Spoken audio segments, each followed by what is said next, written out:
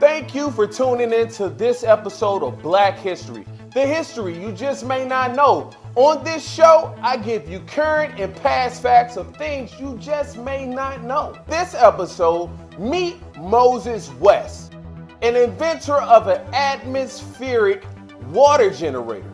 This machine takes air and turns it into clean drinking water. If you don't already know, the world has a huge problem with accessing clean drinking water. It's a big scarcity. In fact, according to the World Health Organization, WHO, and UNICEF, as of 2020, around 2.2 billion people worldwide will lack the access of safely managed drinking water. And as far as water scarcity, the United Nations estimate that by 2025, 2/3 of the world's population could be living under stress conditions. Mr. Moses West has an invention that is claiming to fix all of these problems. Let's take a look here. You look like you got a perfect setting. We're talking about water, you in front some water. Tell me a little bit about this creation that really has just some stunning attributes to it, because people, don't realize, if we remember back, water comes in three forms, right? Liquid, solid, gas, and you are taking that and you are actually creating water. How exactly are you doing that? Thank you for having me on the show to start with. Yeah, and also, I also like walking and talking, so this is really good for me. I just finished doing a radio show. Hey, the water in its gaseous state that we have it in the atmosphere, it's the most plentiful state. Like here I am right now next to this waterfall in Chicago, this fountain. Mm-hmm. And Lake Michigan, the air is very humid. It's going to be 109, 110 degrees tomorrow at O'Hare and Midway airports. So that's going to mean that there's a lot of water that's going to be in the atmosphere. And so what I've done is I've created a technology that allows you to pull that moisture, to condense that moisture out of the air the same way that you take a glass in the middle of the summertime and you put that cold glass, that cold bottle of Coke on the table. You've all done it. And that bottle of Coke just continues to sweat, right? Yes. Well, with that picture that you see of the machine right there pushing that water out, that machine does that using mechanical techniques that I've created over the years to efficiently pull that moisture out of the air with a lower energy consumption than is needed to pull it out of the ground. So basically, that box that you see in that picture, you can sit it right here, and everybody in this park in Chicago could drink from that water for the next forever. Now, this box that we are looking at, it's solar powered, I would imagine? Absolutely. It's solar powered, but also what I did was the big box that you see, I put on there a generator. So it's got its own internal generator in case you don't have solar power. So basically, you could take that box anywhere. You could drop it where you need it in the world, and you could turn it on, and you could produce water. And we've already done that. We did it in Flint, Michigan, and we did it on the island of Vieques in Puerto Rico after Hurricane Maria. That box that you see, go on? Yes, the box that we see. Yeah, that box is supplied the 4th Ward in Flint, Michigan. I built 2 of those. One supplied the 4th Ward with all their drinking water. We allowed people who were homeless, who couldn't clean their houses, to move back in their homes because we could give them 100, 200, 300 gallons of water a day that they needed. And then the machine would make water again.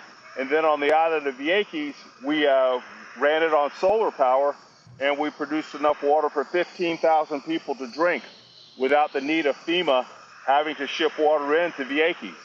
And we did that on solar power.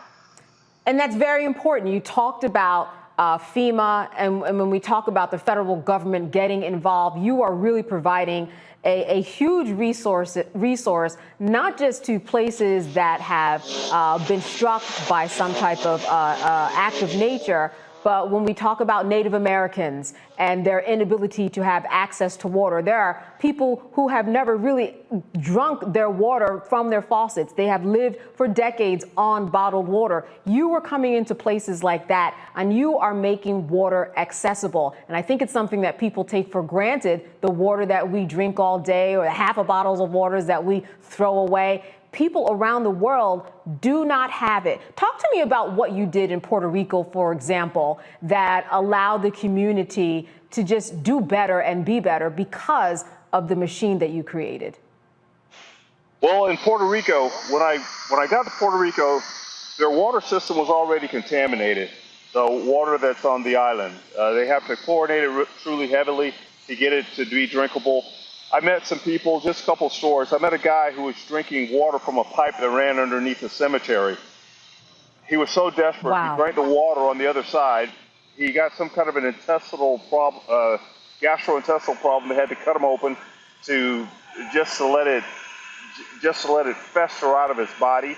I met Taino Indians, Native Americans, that were bleeding from their eyes, from their gums, swollen stomachs. And when we started to produce the water on the island, I had to explain to everybody that this water was already there because it was in the moisture and the humidity in the air that was around them. And so in Puerto Rico, we set the machine up, and basically liquid, solid, and gases, the only three ways the water comes, and we produced water for the entire island after Hurricane Maria. So the people there accepted the technology, but I had to explain to them where it was coming from, because nobody believed me that it was pulling out of the air. Right, right. And it's a concept that I think people understand.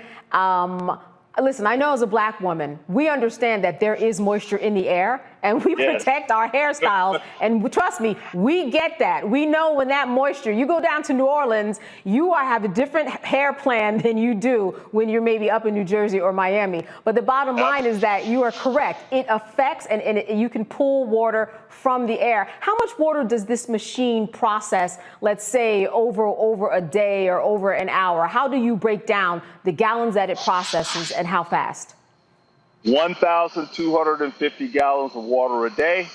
That's 5,000 liters. Wow.